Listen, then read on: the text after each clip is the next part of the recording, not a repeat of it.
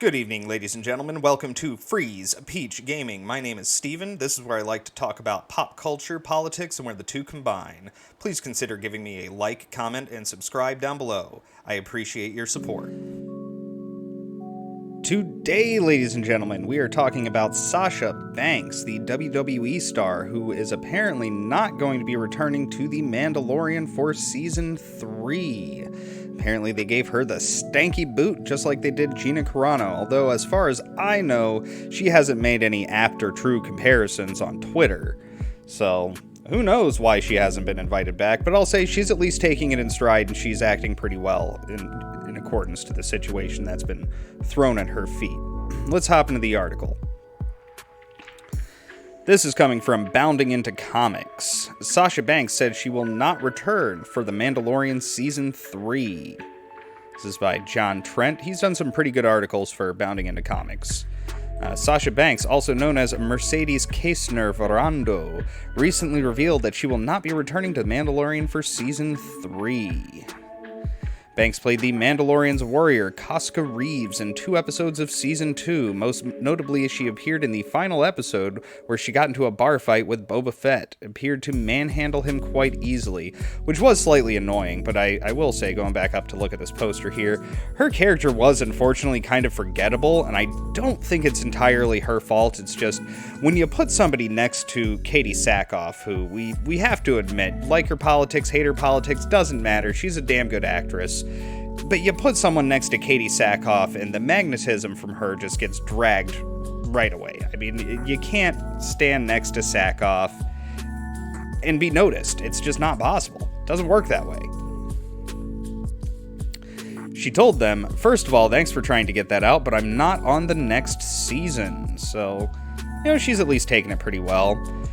The projection of that show was overwhelming. I legit felt like I was in a galaxy so far, far away, I felt like I was on a different planet, she added. So she was probably used to doing like rehearsals for WWE, which I imagine are very physically intense to do rehearsals and then the actual wrestling. She wasn't used to the, 16, 18-hour days that they expect out of actors and actresses, and especially people who don't, get their own trailer.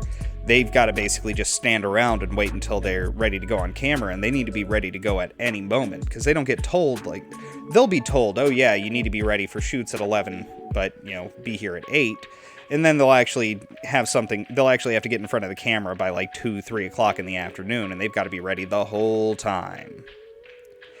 The WWE superstar continued, "It was something I will always take with me, and I took so much of what I learned from acting with them and being with so many great stars to WWE. It really helped my confidence as well when I came back from doing Mandalorian 2 years ago. It was such a learning curve and something I wasn't expecting, but now I'm in this whole new Hollywood world and it's going amazingly. I'm so excited for the fans and I can't wait for my fans to see what's next," she added. Yeah, I actually wasn't the biggest fan of Season 2 of Mandalorian. My issue wasn't with any of the other characters that got brought in, or the fact that they were bringing in more side characters. My issue was the fact that Din Djarin, the main character, the Mandalorian, was basically pushed to the side.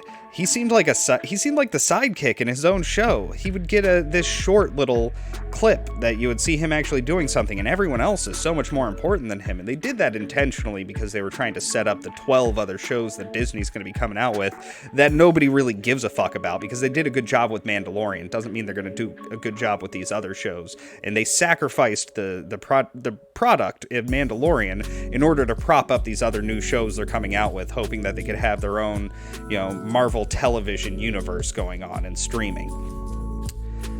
Banks also revealed her reaction to Luke Skywalker showing up during the season finale.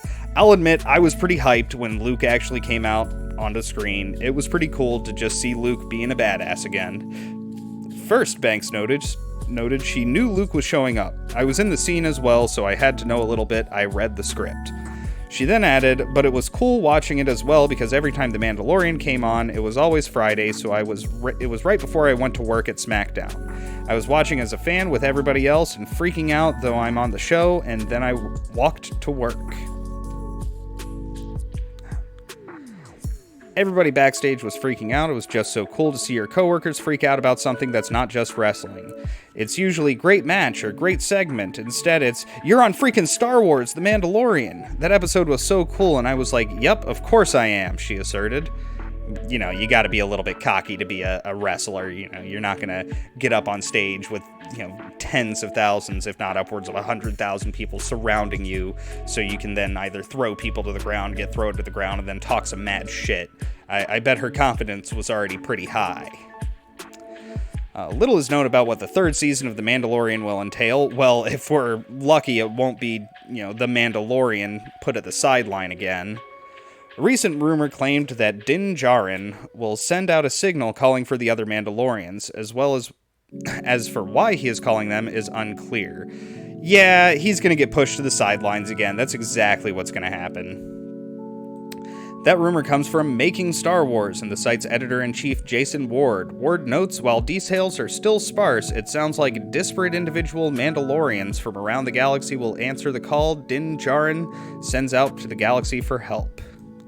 He adds, Din Djarin's legend is growing throughout the galaxy as rumors of true Mandalore returning is heard throughout the galaxy. He says galaxy a lot. When Din makes the call, it's answered by more Mandalorians than you could have ever imagined.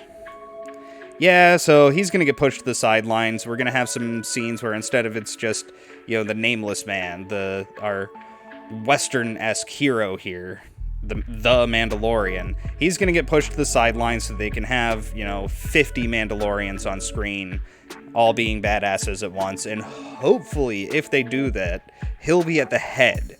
He'll be at the front of the charge, leading everyone in to go to battle with, Moff Gideon, Esposito Giancarlo's character. Ward explains that at least 75 other Mandalorians will answer Djarin's call. That's not an unheard of number, as quite a few Mandalorians showed up to defend Djarin in the show's first season from Carl Weathers' Grief Karga. Unfortunately, those Mandalorians would eventually be exterminated aside from Emily Swallow's armorer, when Giancarlo Esposito's Moff Gideon attacked Navarro. I really liked the armorer in season 1. I thought that was a cool character. She was just there to be the essential wizard in the hero's journey. She was there to give advice, be an elder, and just stay out of the way for the actual story to happen, because you can't have the elder actually taking over the main story, but once in a while they can get some really cool moments where they get to whoop some major ass, and she definitely got to do that when she was beating the crap out of all those stormtroopers with her hammer and tongs. I actually really liked that scene in the first season. A separate rumor back in May detailed that Wookiees would be showing up for a Season 3. That rumor came from the Bespin Bulletin, who claimed, I've heard of a Wookiee showing up as of late from a secondary source, and even saw proof that a Wookiee might be appearing in Mandalorian Season 3 from a new source. The Instagram user added, I don't know if the Wookiee is of any significance, if it's a character we're familiar with, or even if it's just a background character. Well, if you're going to have a Wookiee, they've got to be at least somewhat important. And is that really going to be for The Mandalorian? I mean, they're showing Boba Fett there. That looks all photoshopped together, though. So, we'll see. But yeah. Let's get back to the main screen here. I do feel bad for Sasha Banks kind of getting the stanky old boot, Gina Carano style. I feel bad for Gina Carano. Well, I would feel bad for Gina Carano if she wasn't doing a bunch of other really cool stuff on her own. I'm really glad that she's getting her own movie deal and she's able to do anything that she wants now with it. I hope it'll be good. I actually enjoyed Haywire, her first movie. I saw it when it first hit DVD because I don't think it ever even went to theaters. I actually enjoyed it. It wasn't a super deep story. It didn't have amazing dialogue in it, but it was fun. It had some good action. It had some good stunts in it. It was a fun film to watch for sure, and I hope that Sasha Banks can sort of do the same as Gina Carano and build her own career outside of Disney, because you know what? Working at that place is a sure way to get cancer of some kind, or at least they're going to lobotomize you because they can't have you going around talking on Twitter. So if you want to have a free mind, get the hell away from Disney. Either way, that's all I have for today, ladies and gentlemen. Have a wonderful day, and never be afraid to speak your mind.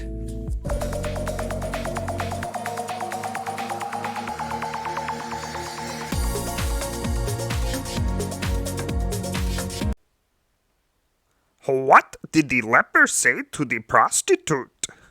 You can keep the tip. Oh, wagga wagga!